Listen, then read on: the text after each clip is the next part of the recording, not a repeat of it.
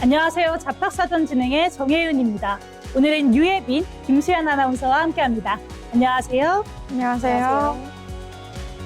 매일 똑같이 반복되는 출근길, 또 어제와 다를 것 없는 업무, 가끔은 이 익숙한 일상이 조금은 답답하게 느껴질 때도 있습니다.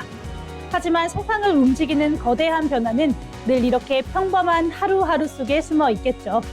무심코 지나치기 쉬운 일터의 변화를 새로운 시선으로 짚어보는 시간, 잡학사전 지금 시작하겠습니다. 먼저 주요 뉴스 요약해드리는 잡뉴스 헤드라인 시간입니다. 첫 번째 소식입니다. 고용노동부가 일용직 노동자를 반영하기 위해 고용위기 지역의 요건을 변경했습니다. 4일 노동부는 현장 상황에 대한 지원이 제때 이뤄질 수 있도록 특별 고용 지원 업종 등의 지정 요건을 개선한 것으로 밝혔습니다. 그동안 기준이 엄격해 위기를 포착하는 데 한계가 있었다는 지적에 따라 요건 산정 기간을 12개월에서 6개월로 단축했습니다. 특히 구직급여 신청자 지표에 일용직 노동자를 포함시켜 고용시장에서 가장 취약한 이들의 현실적인 어려움이 꼼꼼하게 반영되도록 조치했습니다. 노동부는 앞으로 급격한 고용 변동이 발생할 경우 개선된 기준에 따라 위기 지역을 지정하고 선제적으로 대응할 방침이라고 밝혔습니다. 다음 소식입니다. 이주 노동자들이 소송을 당하는 일이 늘고 있는 것으로 밝혀졌습니다. 임금체불 같은 문제로 갈등을 빚다가 고용주가 거꾸로 소송을 걸어서 압박하고 있는 상황입니다.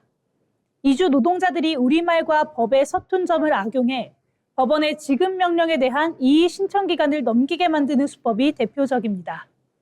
실제로 한 노동자는 한국어 서류를 제때 이해하지 못해 월급뿐만 아니라 퇴직금과 출국 만기 보험까지 모두 압류당한 것으로 밝혀졌습니다.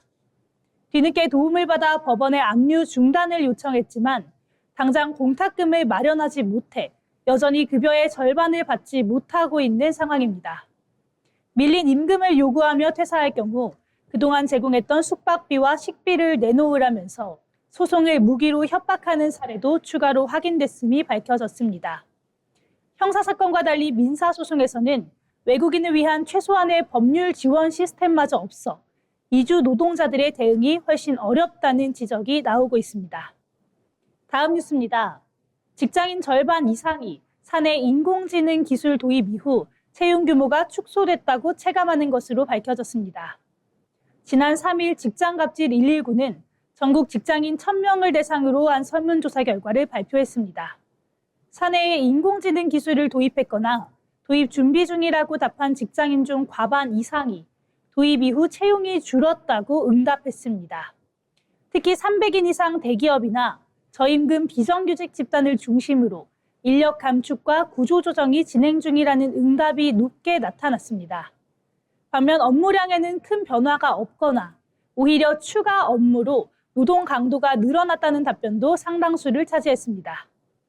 이에 시민단체는 사후적 보전보다는 기술 도입 단계부터 일자리 구조 설계에 대한 근본적인 대책 마련과 노동자의 목소리 반영이 필요하다고 강조했습니다.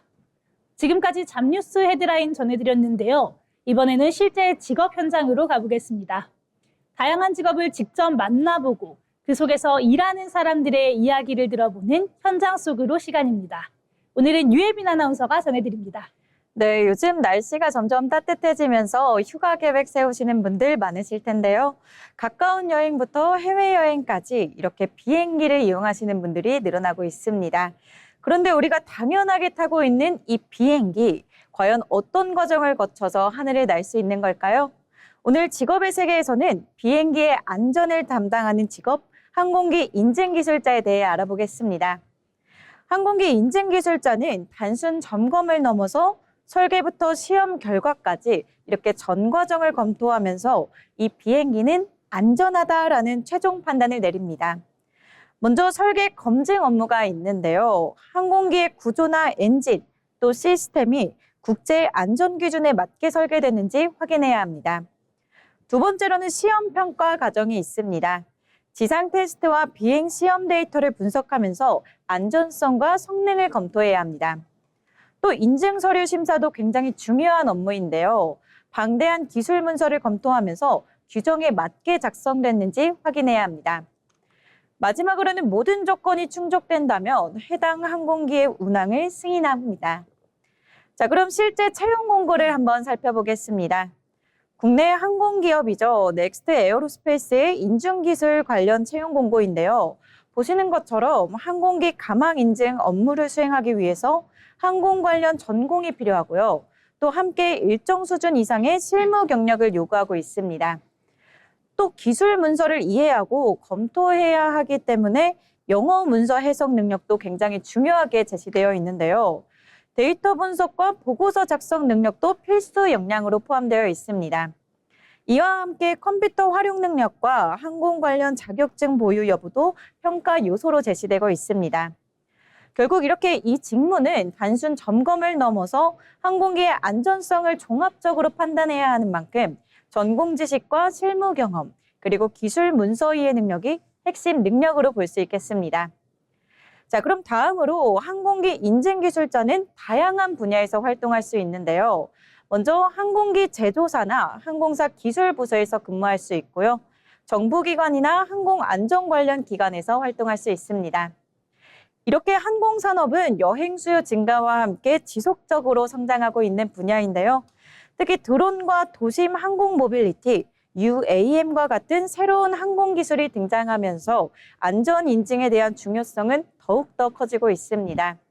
앞으로 항공 기술이 발전할수록 그 안전을 책임지는 이 직업의 역할 역시 계속해서 중요해질 것으로 보이는데요.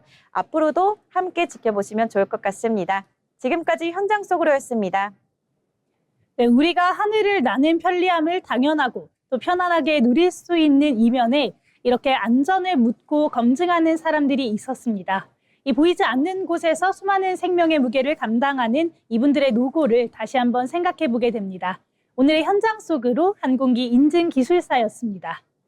다음은 지금 바로 활용할 수 있는 실질적인 취업 정보를 전해드리는 오늘의 잡정보 시간입니다. 오늘은 김수연 아나운서가 전해드립니다. 네, 취업 준비를 하다 보면 자소서 잘 쓰는 법이나 면접 꿀팁 같은 정보들 정말 많이 접하시죠? 하지만 이미 널리 알려진 정보만으로는 나만의 차별점을 만들기 어려운 게 현실입니다. 그래서 오늘은 시야를 조금 더 넓혀보려고 합니다. 합격이라는 문턱을 넘어 입사 후 실무에서도 준비된 인재라는 확신을 줄 수 있는 사이트 3곳을 정리해드리겠습니다. 첫 번째는 금융감독원 전자공시 시스템 다트입니다. 아마 금융 소식에 밝은 분들이라면 익숙하시겠지만 일반적인 취업 준비나 직무 분석 단계에서는 의외로 놓치기 쉬운 부분이기도 합니다.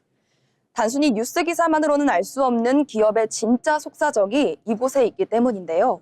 가고 싶은 기업의 사업 보고서를 열어보시면 사업의 내용 파트에는 이 회사가 속한 산업의 미래와 현재 당면한 구체적인 리스크가 숫자로 명확히 기록되어 있습니다. 면접에서 단순히 열심히 하겠다는 다짐 대신에 이 공시 자료를 바탕으로 기업의 고민을 함께 나누는 답변을 준비하신다면 면접관에게 주는 신뢰의 깊이가 달라질 겁니다. 네, 두 번째로 추천해드릴 곳은 경기도 지식입니다. 이름 때문에 지역 한정 서비스라 생각하시기 쉬울 텐데 사실 전 국민 누구나 활용할 수 있는 국내 최대의 무료 온라인 교육 플랫폼입니다. 실무에 바로 투입되려면 엑셀이나 보고서 작성법, 혹은 최근에 생성형 AI 활용 능력 같은 기술들이 필요한데요. 유료 강의를 결제하기 전 이곳을 먼저 확인해 보시기 바랍니다. 수천 개의 고퀄리티 강좌가 상시 열려 있고요. 특히 비즈니스 매너나 커뮤니케이션 강의는 신입사원들에게 필독서와 같습니다. 내실 있는 직무교육 수료 이력은 여러분의 이력서를 한층 더 탄탄하게 만들어줄 겁니다. 마지막은 일잘러들의 도구로 불리는 자피에르입니다. 이제는 단순히 열심히 일하는 것을 넘어서 도구를 활용해 얼마나 스마트하게 일하느냐가 실력인 시대죠. 자피에르는 서로 다른 업무용 앱들을 하나로 연결해서 반복적인 작업을 자동으로 처리해 줍니다. 예를 들어 특정 메일을 받으면 자동으로 클라우드에 저장하고 팀원에게 알림을 보내는 일련의 과정을 로봇이 대신하게 만드는 겁니다. 2026년 현재 기술을 다루는 능력은 모든 직군의 필수 덕목이 되었습니다. 이 툴을 이해하는 것만으로도 여러분들은 남들보다 훨씬 앞선 생산성을 갖게 될 겁니다.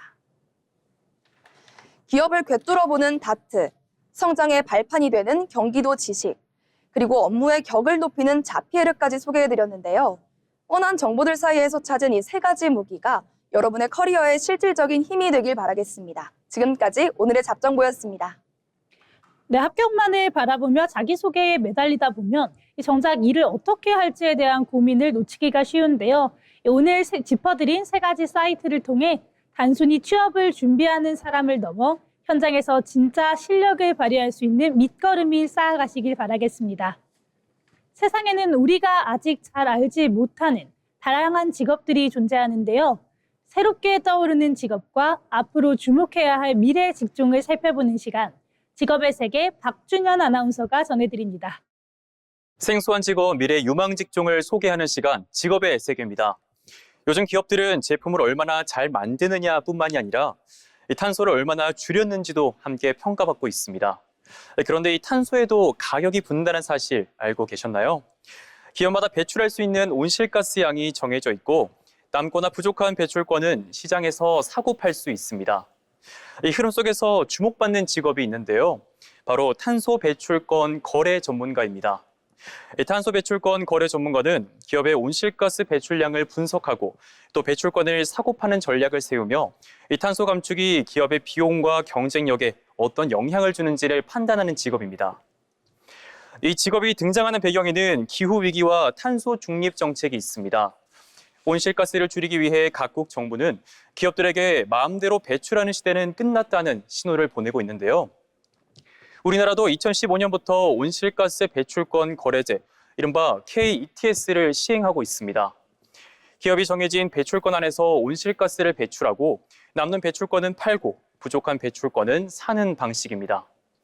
특히 2026년부터 2030년까지는 이어지는 제4차 계획 기간에 772개의 할당 대상 업체 약 23억 6,299만 톤의 배출권이 할당됐습니다. 이제 탄소는 단순한 환경 문제가 아니라 기업의 비용과 투자, 수출 경쟁력까지 좌우하는 경제 변수로 바뀌고 있는 겁니다. 네, 탄소 배출권 거래 전문가는 쉽게 말해 이 기업의 탄소 가계부를 관리하는 사람이라고 볼 수 있습니다. 먼저 기업이 한 해 동안 얼마나 많은 온실가스를 배출할지 예측하고요. 공장 가동량과 에너지 사용량, 생산 계획 등을 분석해 배출량이 할당량보다 많을지 적을지를 따져보는 겁니다. 만약 배출량이 할당량보다 많을 것으로 예상되면 시장 상황을 보면서 배출권을 언제, 얼마에 살지 계획을 세웁니다. 반대로 기업이 탄소를 줄여 배출권이 남는다면 그 배출권을 팔아 수익을 낼 수 있습니다. 또 단순히 사고 파는 데서 끝나지 않는데요.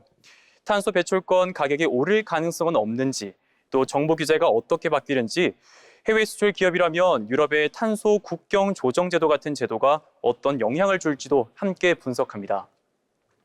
유럽연합의 CBAM은 이 수입품 생산 과정에서 나온 탄소에도 이완해서 생산된 제품과 비슷한 탄소 비용을 부과하려는 제도입니다. 그러니까 이 직업은 환경 지식뿐만이 아니라 시장 분석, 회계, 에너지 산업, 국제 규제까지 함께 이해하는 융합형 직업이라고 볼 수 있겠습니다. 탄소 배출권 거래 전문가가 미래 직업으로 주목받는 이유는 분명합니다. 앞으로 기업들이 탄소를 줄이지 않고 그만큼 비용을 더 부담해야 하는 시대가 오고 있기 때문인데요. 세계은행에 따르면 탄소 가격제는 현재 전 세계 배출량의 약 28%를 포괄하고 있고 또 2024년에는 탄소 가격제를 통해 1,000억 달러가 넘는 재정 수입이 발생했습니다. 이 말은 탄소의 가격을 매기는 흐름이 일부 국가의 실험이 아니라 이 세계 경제의 중요한 규칙으로 자리 잡고 있다는 뜻입니다. 특히 철강, 시멘트, 석유화학, 발전, 항공, 물류처럼 탄소 배출이 많은 산업에서는 배출권 관리가 기업 경영의 핵심 과제가 되고 있습니다. 앞으로는 얼마나 많이 생산했느냐뿐만이 아니라 얼마나 적은 탄소로 생산했느냐가 기업의 경쟁력이 될 가능성이 큽니다. 보이지 않는 탄소의 가격을 매기고 기업의 미래 비용을 계산하는 사람들, 바로 탄소 배출권 거래 전문가입니다. 기후위기가 경제 언어로 바뀌는 시대, 이들은 환경과 시장 사이에서 기업이 살아남는 길을 설계하는 역할을 하게 될 것입니다. 지금 이 순간에도 누군가는 이 탄소 한 톤의 가격을 보며 기업의 내일을 계산하고 있습니다. 지금까지 직업의 세계 탄소 배출권 거래 전문가였습니다. 네, ESG 경영에 대한 이야기가 많이 나오면서 이 탄소 배출권 전문가라는 직업까지 등장을 했습니다. 굉장히 흥미로운 직업인데요. 관심 있는 분들 앞으로도 계속해서 주목해 보시면 좋을 것 같습니다. 네, 이번 시간은 변화하는 사회 속에서 우리의 일하는 방식을 다시 들여다보는 잡토크 시간입니다. 직장 생활에서 가장 어려운 것 중에 하나가 바로 업무 평가, 즉 피드백을 주고받는 일이겠죠. 이 선배는 신입사원의 서툰 업무를 바로잡아주고 싶지만 자칫 잘못해서는 상처를 주는 사람으로 보일까 걱정을 하곤 합니다. 또 반대로 신입사원은 선배의 날선 피드백에 업무적인 지적이 아니라 인간적인 모멸감을 느끼며 상처를 받곤 하는데요. 이 상처받는 신입과 답답한 선배, 과연 우리 일터에서 건강한 피드백의 범위는 어디까지일까요? 예빈 아나운서, 이 선배들이 후배들에게 자꾸만 잔소리를 하게 되는 이유가 뭘까요? 네, 요즘 일터를 살펴보면 선배들이 가장 무서워하는 게 바로 갈등입니다. 업무의 완성도를 높이려면 잘못된 부분을 정확히 짚고 가야 하잖아요. 그런데 작은 지적 하나에도 후배가 눈물을 보이거나 심지어 퇴사까지 고민하는 경우가 생기고 있습니다. 선배 입장에서는 일을 더 잘 해내기 위한 건넨 조언인데 여기에서 감정적인 충돌로 번지니까 무척 당혹스러울 수 있는데요. 결국 필요한 피드백조차 피하게 되고 또 후배가 틀린 일을 선배가 혼자 떠맡아 야근을 하며 묵묵히 수정해야 하는 그런 답답한 상황이 생기기도 하는 것 같습니다. 갈등을 피하려다 보니 결국에는 선배 혼자서 이 무거운 업무를 다 감당을 해야 한다. 이런 현실이 어떻게 보면 참 씁쓸하기도 한데요. 선배들의 조심스럽고 답답한 마음도 참 충분하게 이해가 갑니다. 그렇다면 수연 아나운서, 신입사원들은 왜 선배의 피드백에 이토록 상처를 받게 되는 걸까요? 네, 신입사원들도 일을 잘하고 싶고 회사에서 성장하고 싶은 마음이 큽니다. 피드백 자체를 무조건 거부하는 것은 아닌데요. 문제가 되는 것은 피드백을 전달하는 방식이라고 생각합니다. 일의 결과물에 대한 객관적인 지적이 아니라 눈치가 없다거나 알아서 잘 좀 해보라는 식의 모호하고 감정적인 질책이 쏟아질 때 상처를 받습니다.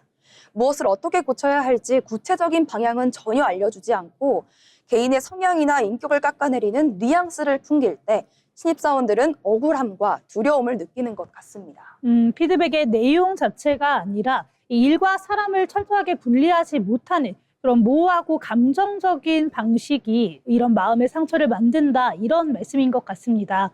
그렇다면 이 간극을 좀 줄이고 또 서로 다치지 않게 피드백을 주고받으려면 우리는 어떤 점을 주목을 해야 될까요? 예빈 아나운서 어떻게 생각하세요? 네, 먼저 피드백에도 명확한 구조가 필요하다고 생각을 합니다. 감정을 빼고 또 요점만 명확하게 전달하는 게 말하기 공식이 일터에 자리 잡아야 한다라고 생각을 하는데요.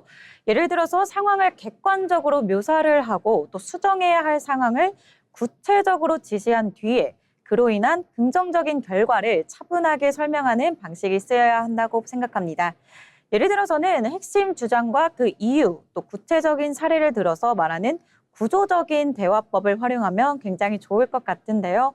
일과 사람을 분리해서 상대의 잘못이 아니라 이 문서의 이 부분이 수정되어야 한다고 이렇게 말할 때 서로 감정이 쌓이지 않을 것 같습니다. 네, 구조적인 말하기에는 전적으로 동의를 합니다. 덧붙여서 피드백을 주는 타이밍과 기다림의 자세도 중요할 텐데요. 신입사원에게 수정할 부분을 지적했다면 그것을 스스로 소화하고 다시 고쳐볼 물리적인 시간과 기회를 주어야 합니다. 가르쳐주는 것이 답답하다고 선배가 곧바로 문서를 빼앗아 고쳐버리면 후배는 성장할 기회를 잃고 자존감도 낮아질 겁니다. 서툴더라도 다시 해볼 수 있는 시간을 묵묵히 기다려주는 넉넉함이 피드백의 완성이 아닐까 싶습니다.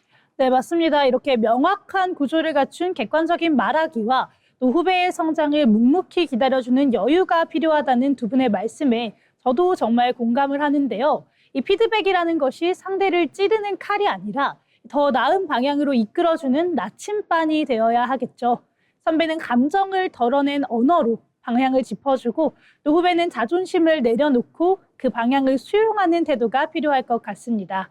서로의 부족함을 탓하는 것보다는 함께 일의 완성도를 높여간다는 신뢰가 쌓일 때 상처 없는 소통이 가능하지 않을까요?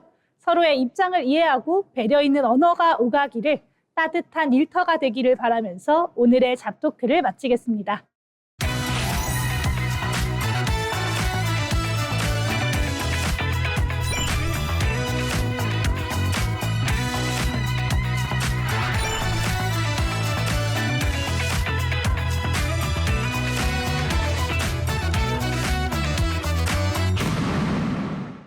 이렇게 빠르게 사회가 변화하고 있지만 그 와중에도 묵묵하게 자신의 길을 걸어가는 사람들이 있습니다. 평범하지만 특별한 사람들의 인생 이야기를 자빈 스토리를 원호식 아나운서가 전해드립니다. 다양한 사람들의 삶과 직업을 통해서 이야기를 전하는 시간 자빈 스토리입니다. 우리 부모님들이 항상 하시는 말씀이 있습니다. 우리 아이를 키우는 게 가장 어렵다고. 하지만 조금 더 들여다보면은 아이보다 더 어려운 건 사람을 이해하는 일일지도 모릅니다. 같은 말을 해도 서로 다르게 받아들이고 같은 상황에서도 전혀 다른 감정을 느끼는 게 바로 사람이기 때문입니다. 오늘 소개해드릴 인물은 아이를 통해서 어른을 이해하고 가정을 통해서 사회를 바라보는 사람입니다. 대한민국 대표 정신건강의학과 전문의 오은영 박사입니다.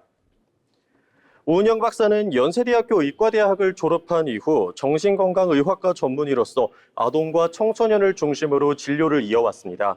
특히 아이들의 행동을 단순한 문제로 보지 않고 그 이면에 있는 감정과 환경을 함께 바라보는 접근으로 주목을 받기 시작했는데요. 예를 들어 아이의 떼쓰기나 공격적인 행동도 단순히 고쳐야 할 문제가 아니라 불안과 스트레스 혹은 표현되지 못한 감정의 신호로 바라봅니다. 그녀는 문제 행동 뒤에는 반드시 이유가 있다는 신념으로 아이와 부모를 함께 이해하는 진료 방식을 이어왔습니다. 하지만 이 과정이 항상 쉽지만은 않았습니다. 현실 속 많은 부모들은 아이의 행동을 훈육의 문제로만 바라보는 경우가 많았고 상담과 치료에 대한 인식 역시 부담으로 느껴지는 경우가 많았습니다. 또한 정신과 진료 자체에 대한 사회적 편견이 존재했기 때문에 전문적인 상담이 일상 속으로 들어오기까지는 시간이 필요했습니다. 이러한 한계를 넘기 위해 오은영 박사는 방송이라는 새로운 영역에 도전했습니다. 전문적인 상담 내용을 누구나 이해할 수 있는 언어로 풀어내면서 대중과의 거리를 좁히기 시작한 겁니다. 이후 그녀는 다양한 프로그램을 통해서 부모와 아이의 관계를 새롭게 바라보는 시각을 제시했습니다. 특히 아이의 문제를 지적하기보다 부모의 태도와 환경을 함께 돌아보게 만드는 접근은 많은 사람들에게 큰 공감을 얻었는데요. 실제로 방송을 통해서 아이를 혼내기보다 아이의 감정을 먼저 읽어주는 방식이 소개되면서 가정 내 대화 방식이 바뀌었다는 반응이 이어지고 있습니다. 그 결과 단순한 의사를 넘어서 대한민국 부모 교육의 방향을 제시하는 상징적인 인물로 자리 잡게 됩니다. 오은영 박사가 강조하는 메시지는 단순합니다. 아이를 바꾸려 하기보다 이해하려고 노력해야 한다. 이 말은 단순히 육아에만 해당되는 이야기가 아닙니다. 우리가 살아가는 모든 관계 속에서도 상대방을 이해하려고 노력하는, 갈등을 줄이고 관계를 이어가는 중요한 시작이 됩니다. 특히 빠르게 변화하는 사회 속에서 서로를 이해하는 시간은 점점 줄어들고 있지만 그 중요성은 오히려 더 커지고 있습니다. 우리는 종종 정답을 찾으려고 집중합니다. 하지만 때로는 정답보다 중요한 것이 이해하려는 태도일지도 모릅니다. 내가 알고 있는 기준이 아니라 상대의 입장에서 한 번 더 생각해보는 것, 그 작은 차이가 관계를 바꾸고 삶의 방향까지 바꿀 수 있습니다. 오늘 하루만큼은 내 자식 또는 내 친구의 입장이 돼서 상대방의 입장을 한 번 더 생각해보시는 건 어떨까요? 지금까지 다양한 사람들의 삶과 직업을 통해 이야기를 전하는 시간, 자빈 스토리였습니다. 오은영 박사의 인생 이야기를 듣고 보니 이 누군가의 행동을 고치려고 애쓰기 전에 그 마음에 먼저 귀를 기울여야 한다는 사실을 깨닫게 됩니다. 아이를 키우는 과정뿐만 아니라 우리 곁에 크고 작은 오해를 푸는 열쇠도 결국에는 상대방을 있는 그대로 바라보는 여유에 있지 않을까 싶은데요. 오늘의 자빈 스토리 오은영 박사였습니다.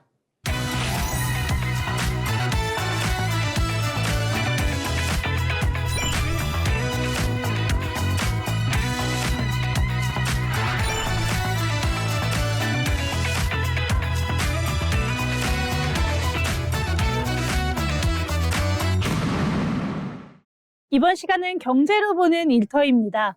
경제의 변화는 곧 일의 방식과 일자리의 모습에도 영향을 미치는데요. 이번 시간에는 경제의 흐름을 통해 산업과 일터의 변화를 함께 들여다보도록 하겠습니다. 고영주 아나운서가 전해드립니다. 경제 흐름을 통해 우리 일터를 들여다보는 시간, 경제로 보는 일터입니다. 요즘은 회사에 들어가지 않아도 돈을 벌 수 있는 시대라는 말 한 번쯤 들어보셨을 텐데요. 카메라 하나만 있어도 누구나 콘텐츠를 만들 수 있고 그 콘텐츠가 수익으로 이어지는 구조가 만들어지고 있습니다. 실제로 유튜브 같은 플랫폼을 통해 개인이 직접 콘텐츠를 제작하고 수익을 창출하는 사례도 빠르게 늘고 있는데요. 이 흐름을 단순히 유튜버가 많아졌다 정도로 보면 조금 아쉬운 부분이 있습니다. 지금은 콘텐츠를 중심으로 일하는 방식 자체가 달라지고 있기 때문입니다. 이 변화는 광고 시장의 흐름과도 연결됩니다. 예전에는 기업들이 TV나 신문 같은 매체에 광고를 했다면 지금은 사람들이 더 오래 머무는 온라인 플랫폼으로 광고 예산이 이동하고 있습니다. 특히 짧은 영상 콘텐츠가 확산되면서 사람들의 시청 방식도 빠르게 변화하고 있습니다. 이런 흐름 속에서 기업들도 단순히 광고를 넣는 것이 아니라 직접 콘텐츠를 제작하고 브랜드를 알리는 방향으로 전략을 바꾸고 있습니다. 제품을 알리는 방식이 아니라 콘텐츠를 통해 관심을 끌고 그 안에서 자연스럽게 소비로 이어지도록 만드는 구조가 자리 잡고 있습니다. 이러한 변화는 콘텐츠 산업의 구조에도 영향을 주고 있습니다. 과거에는 방송국과 대형 제작사가 중심이 되어 콘텐츠를 제작하고 유통하는 방식이었다면 지금은 개인과 소규모 팀이 중심이 되는 구조로 바뀌었습니다. 촬영 장비와 편집 도구도 대중화되면서 누구나 콘텐츠 제작에 참여할 수 있는 환경이 만들어졌고 그만큼 다양한 콘텐츠가 빠르게 쏟아지고 있습니다. 이 과정에서 경쟁은 더 치열해졌고 꾸준히 콘텐츠를 만들어내는 것이 점점 더 중요한 요소로 자리 잡고 있습니다. 이 흐름은 일자리에서도 변화를 주고 있습니다.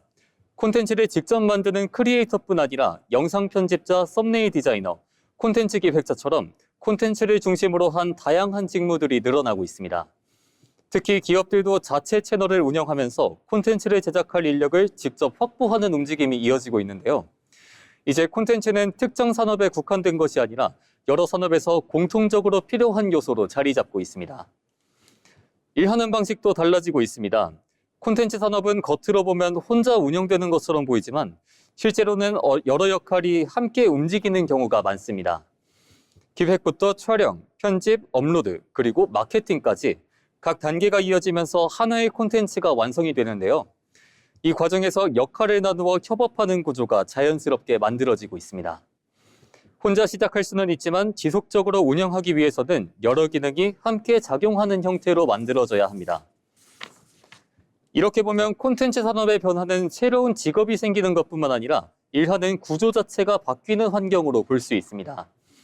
개인이 직접 시장에 참여하고 수익을 만들어내는 흐름이 자리 잡는 동시에 여러 사람이 함께 협업하는 방식도 함께 확산되고 있습니다.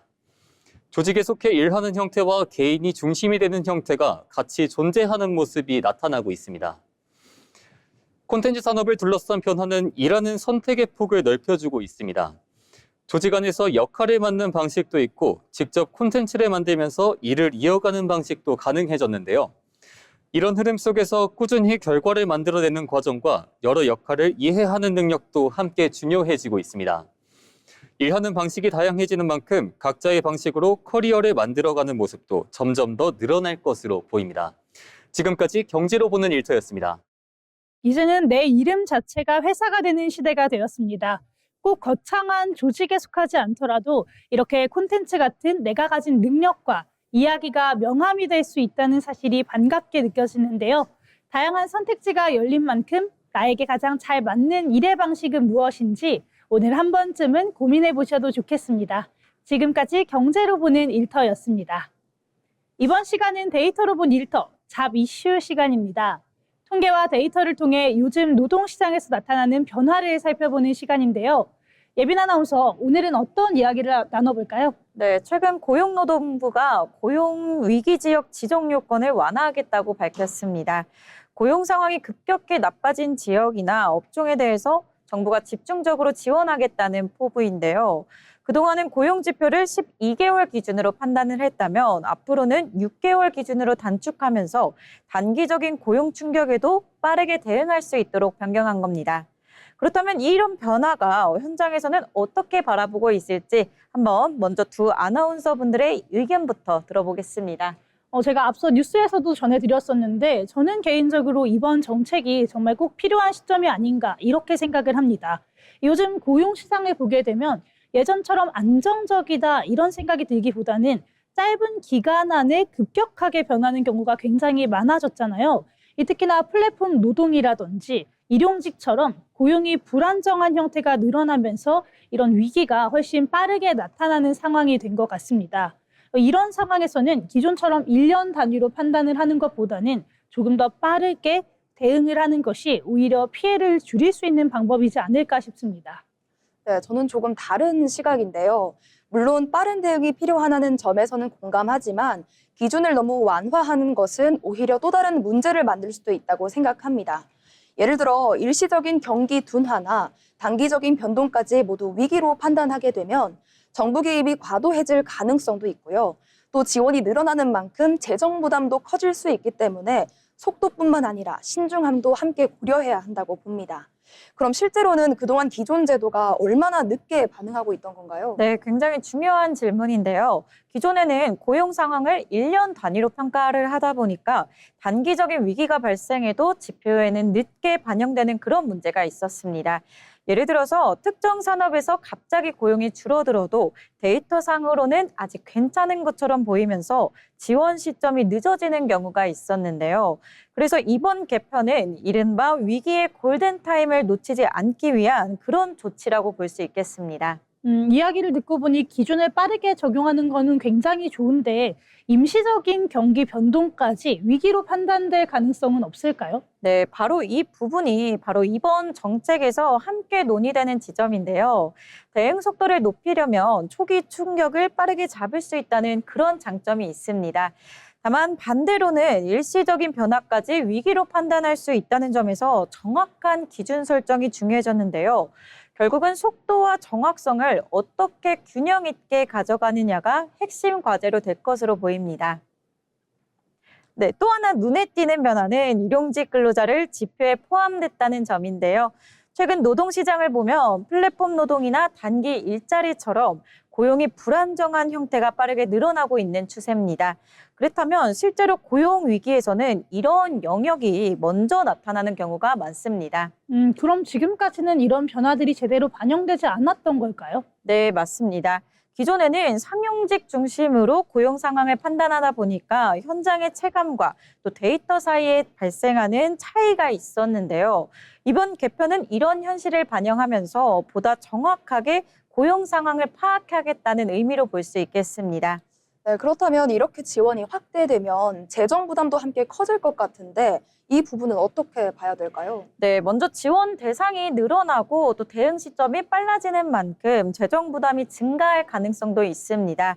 다만 정부 입장에서는 위기가 확산된 이후에 대응하는 것보다는 초기에 개입하면서 실업 확산을 막는 것이 장기적으로는 더 효율적이라고 보고 있습니다. 이렇게 이번 정책은 고용 위기에 대한 대응 방식을 선제 대응으로 바꾸겠다는 시도로 볼 수 있는데요.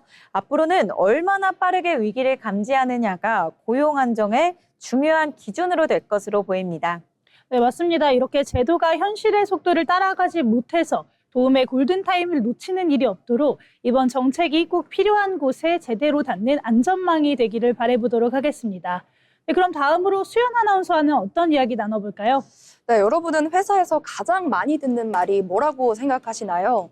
이거 언제까지 가능해요? 왜 아직 안 됐어요? 라는 재촉일 수도 있고요. 혹은 수고하셨습니다 같은 인사일 수도 있겠죠. 사실 우리는 하루에도 수십 번씩 일터에서 말을 주고받습니다.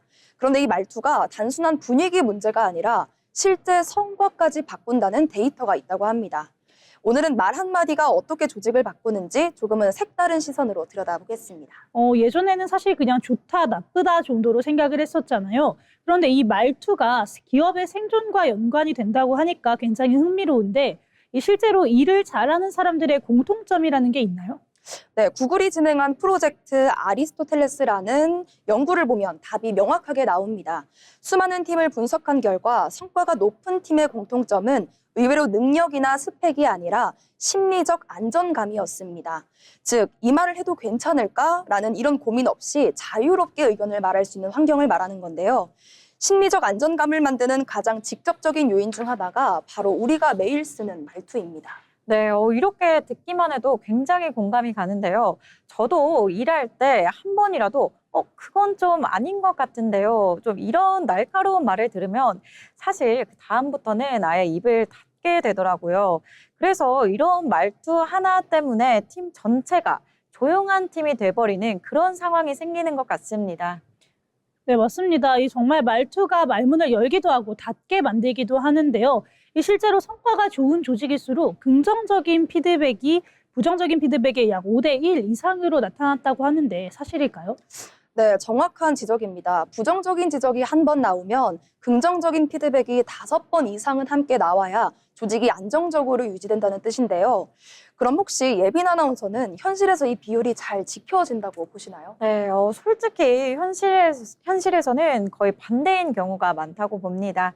칭찬은 한 번도 못 듣고 또 지적만 계속 듣는 그런 상황이 생기기도 하는데요. 실제로 데이터를 보면 부정적인 피드백이 많을수록 구성원의 스트레스 지수는 급등하고 이는 또 실질적인 이직 의도 상승으로 이어진다고 합니다. 결국에는 지적을 하더라도 균형을 맞추자 이런 이야기인 것 같습니다. 정말 요즘 기업들에서도 이런 흐름에 맞춰서 따로 교육을 하고 있는 것도 굉장히 많은 것 같아요. 네, 관련 데이터를 보면 수평적 언어 사용을 도입한 기업에서 신입사원의 조기 퇴사율이 이전보다 낮아졌다는 유의미한 결과도 나오고 있습니다. 이제 말투는 단순한 매너가 아니라 관리해야 할 자산이 된 겁니다. 네, 결론적으로 지금 일터의 문화는 무엇을 말하느냐만큼이나 어떻게 말하느냐에 집중되고 있습니다. 성과는 개인의 능력만으로 만들어지는 것이 아니라 그 사이를 흐르는 건강한 말로 완성되기 때문인데요. 네, 맞습니다. 이 부담 없는 직장 내 소통 방식은 당분간 데이터가 가리키는 대로 심리적 안정감을 향해 갈 것으로 보입니다. 네, 오늘 하루 일을 마치고 돌아가기 전에 동료에게 수고하셨습니다라고 한마디 건네보는 건 어떨까요? 그 말 한마디가 누군가의 내일을 바꾸고 또 조직의 성과도 바꿀지도 모릅니다. 지금까지 데이터로 본 일터였습니다. 네, 맞습니다. 무심코 던진 이 말 한마디가 동료의 입을 닫게 만들고 또 성장을 가로막고 있는 건 아닌지 점검할 필요가 있겠습니다. 지금까지 데이터로 본 일터였습니다.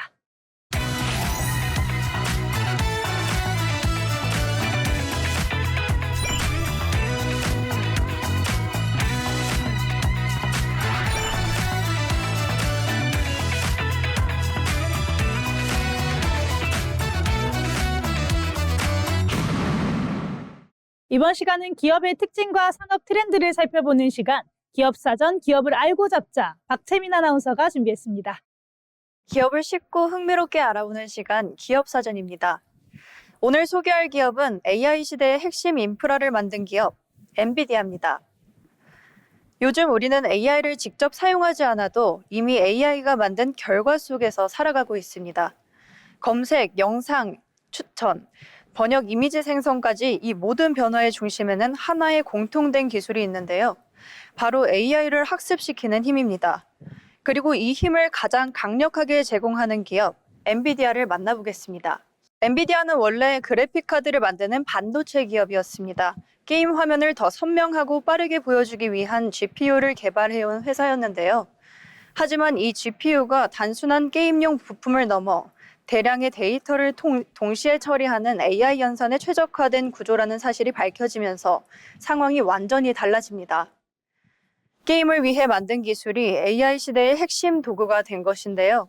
엔비디아의 경쟁력은 단순한 성능이 아니라 AI 생태계 전체를 장악했다는 데 있습니다. 칩을 만드는 것에서 끝나는 것이 아니라 AI 개발에 필요한 소프트웨어 플랫폼까지 함께 제공하고 있는데요. 이로 인해 기업들은 엔비디아의 기술 위에서 AI를 개발할 수밖에 없는 구조를 만들었습니다. 하드웨어와 소프트웨어를 동시에 장악한 전략, 이것이 엔비디아의 핵심입니다. 대표 제품인 GPU는 현재 대부분의 AI 모델 학습에 사용되고 있습니다.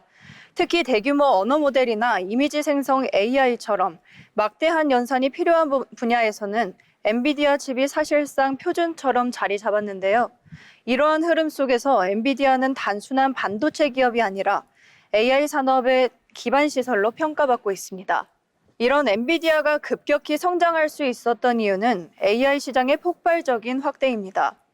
기업들은 경쟁적으로 AI를 도입하고 있고 이를 위해서는 반드시 고성능 연산 능력이 필요합니다. 결국 AI 경쟁이 치열해질수록 엔비디아의 수요도 함께 증가하는 구조인데요.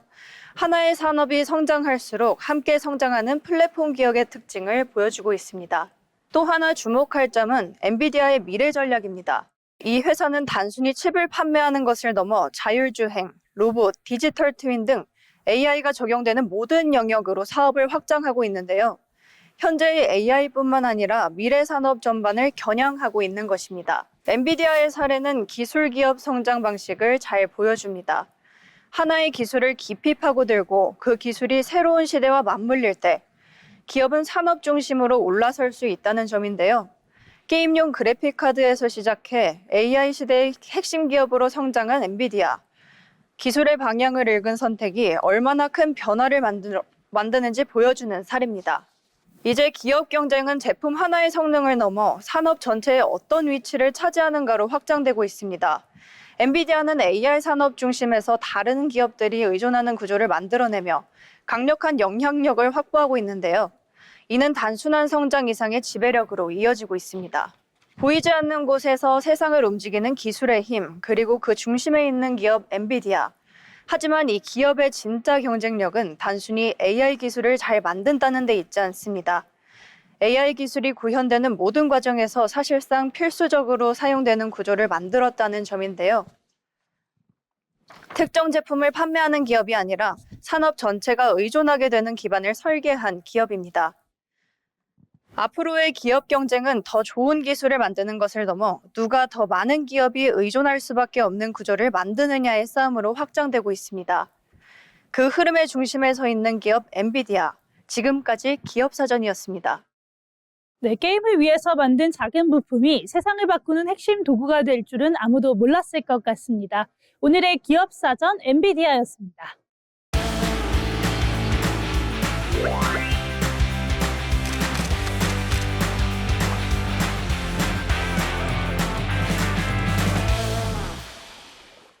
전국의 맛집, 축제, 그리고 핫플레이스를 소개해드리는 어디 갈까 시간입니다. 요즘 날씨가 따뜻해지면서 가볍게 나들이 떠나기 딱 좋은 날씨입니다. 햇볕도 너무 덥지 않고 바람도 적당히 선선해서 밖에서 시간을 보내기에 정말 좋은 날씨인데요. 멀리 여행을 떠나기엔 부담스럽지만 그래도 어딘가 특별한 곳을 찾고 계시는 분들 많으실 겁니다. 이럴 때 추천드리는 곳, 지금 이 시기에 가장 아름다운 풍경을 만날 수 있는 꽃축제입니다. 오늘 소개해드릴 곳은 전라남도 곡성에서 열리는 세계 장미축제입니다. 곡성 세계 장미축제는 2026년 5월 22일부터 5월 31일까지 매일 오전 8시부터 밤 10시까지 진행되며 곡성 섬진강 기차마을에서 열리는 행사입니다. 이곳에는 약 7만 5천 제곱미터 규모의 장미 정원이 조성되어 있고 1,000종이 넘는 다양한 장미가 식재되어 있어 규모 면에서도 국내 최대 수준을 자랑합니다. 특히 길게 이어진 장미 터널과 다채로운 색상의 장미 정원은 걷기만 해도 자연스럽게 포토존이 되는 공간인데요. 햇빛이 비치는 낮에는 장미의 색감이 더욱 선명하게 살아나고 은은한 향기까지 더해지면서 눈과 코로 동시에 즐길 수 있는 축제입니다. 어느 방향에서 사진을 찍어도 화사한 장면을 담을 수 있기 때문에 사진 촬영을 목적으로 방문하시는 분들도 많습니다. 그래서 가족 단위 방문객은 물론 데이트를 찾는 분들에게도 인기가 많은 축제입니다. 또 낮과 밤의 분위기가 전혀 다르다는 점도 곡성 장미축제의 큰 매력 중 하나입니다. 낮에는 여유롭게 산책을 즐기며 밝고 따뜻한 분위기의 장미 풍경을 감상하실 수 있고 사진을 찍기에도 가장 좋은 시간대입니다. 반면 해가 지고 나면 조명이 하나둘 켜지면서 장미정원 전체가 완전히 다른 공간으로 바뀌게 됩니다. 빛과 꽃이 어우러지면서 조금 더 감성적이고 로맨틱한 분위기를 만들어냅니다. 특히 야간 조명이 더해진 장미 터널은 낮과는 전혀 다른 분위기를 연출하며 천천히 걸으며 즐기기 좋은 산책 코스로도 인기가 높습니다. 또 중앙무대에서는 다양한 공연과 관람객 참여형 체험 프로그램도 함께 진행되어 더 풍성한 즐길거리를 제공합니다. 지역 예술 공연과 버스킹, 그리고 간단하게 참여할 수 있는 이벤트까지 마련되어 있어 단순히 보는 축제가 아니라 직접 참여하는 축제로도 즐기실 수 있습니다. 무엇보다 기차마을을 중심으로 먹거리와 체험 부스가 함께 운영되기 때문에 하루 동안 충분히 즐기실 수 있는 축제입니다. 지역 특산물을 활용한 먹거리부터 간단하게 즐길 수 있는 간식까지 다양하게 준비되어 있어 산책을 하며 자연스럽게 먹거리를 즐기기에도 좋습니다. 또 축제장 인근에는 섬진강을 따라 이어지는 자연 풍경도 있어 조금만 이동해도 또 다른 힐링 코스를 즐기실 수 있습니다.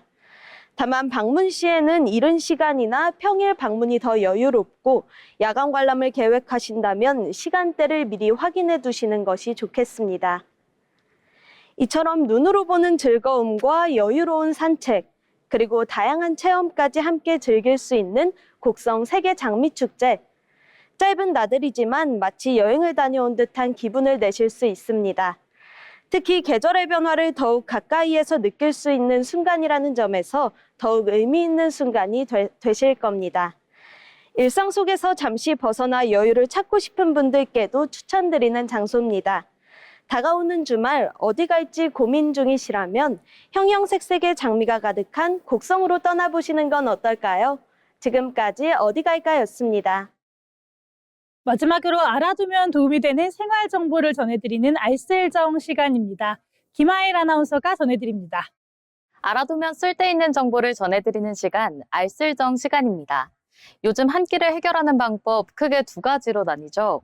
배달을 시켜 먹을지 아니면 직접 요리를 해 먹을지, 하루를 보내고 집에 돌아왔을 때 간단하게 주문 버튼을 누를지 아니면 냉장고를 열고 재료를 꺼낼지, 이 선택 앞에서 한 번쯤 고민해 보신 적 있을 텐데요. 배달은 편하지만 가격이 부담스럽고 직접 해먹자니 시간과 노력이 만만치 않습니다. 그렇다면 과연 어떤 선택이 더 합리적인 선택일까요? 많은 분들이 이렇게 생각합니다. 직접 해먹는 게 무조건 더 저렴하다. 하지만 이 말 꼭 맞는 건 아닙니다. 겉으로 보이는 재료비만 보면 분명 요리가 더 싸게 느껴지지만 실제로 우리가 놓치고 있는 비용이 하나 있습니다. 바로 시간인데요. 배달 음식의 구조는 비교적 단순합니다. 음식값에 배달비, 그리고 일부 수수료가 더해지는 방식인데요. 대신에 우리는 시간을 거의 쓰지 않습니다. 앱에서 메뉴를 고르고 주문을 하면 조리부터 포장, 배송까지 모든 과정이 대신 이루어집니다. 우리는 그저 기다렸다가 음식을 받기만 하면 되죠. 즉 비용은 조금 더 내지만 그만큼의 시간을 절약하는 구조입니다. 반대로 직접 요리를 하는 경우에는 어떨까요? 재료비 자체만 보면 상대적으로 저렴할 수 있습니다. 하지만 그 안에는 생각보다 많은 과정이 포함되어 있습니다. 장을 보러 가는 시간, 재료를 손질하는 시간, 직접 불 앞에 서서 조리하는 시간, 그리고 식사 후 설거지까지 우리는 한 끼를 위해 꽤 많은 시간을 사용하고 있습니다. 또 혼자 사는 경우에는 재료를 다 쓰지 못하고 남기거나 버리게 되는 경우도 많습니다. 이 모든 과정을 함께 고려한다면 단순히 싸다고만 말하기는 어려워집니다. 그래서 이 선택은 단순히 가격의 문제가 아니라 시간을 어떻게 쓸 것인가의 문제에 가깝습니다. 바쁜 하루 속에서 조금이라도 여유 시간을 확보하는 것이 더 중요하다면 배달이 더 효율적인 선택이 될 수 있고, 시간에 여유가 있고 식사를 준비하는 과정 자체를 하나의 일상으로 받아들인다면 직접 요리가 더 합리적인 선택이 될 수도 있습니다. 즉 같은 한 끼라도 각자의 상황과 우선순위에 따라 그 가치가 달라지는 셈인 겁니다. 결국 우리는 음식을 사는 것이 아니라 그 안에 들어있는 시간을 함께 선택하고 있는 겁니다. 어쩌면 요리가 더 싸다고 느껴지는 이유는 그 시간의 가치를 따로 계산하지 않았기 때문일지도 모르겠습니다. 오늘의 한 끼, 나는 어떤 시간을 선택하고 있는지 한 번쯤 생각해 보시는 건 어떨까요? 지금까지 알쓸정이었습니다. 네, 배달과 요리에 관한 재미있는 이야기 한번 들어봤습니다. 벌써 오늘의 잡박사전을 마칠 시간이 되었는데요. 오늘 하루 우리가 무심코 들은 정보와 내린 선택에는 생각보다 많은 의미가 숨어 있었습니다. 늘 똑같이 반복되는 일상도 어떤 시선으로 바라보느냐에 따라서 전혀 다른 기회가 될 수 있습니다. 오늘 저희가 준비한 소식은 여기까지입니다. 저희는 내일 이 시간에 더 알찬 정보로 찾아오겠습니다. 오늘도 시청해주신 여러분 고맙습니다.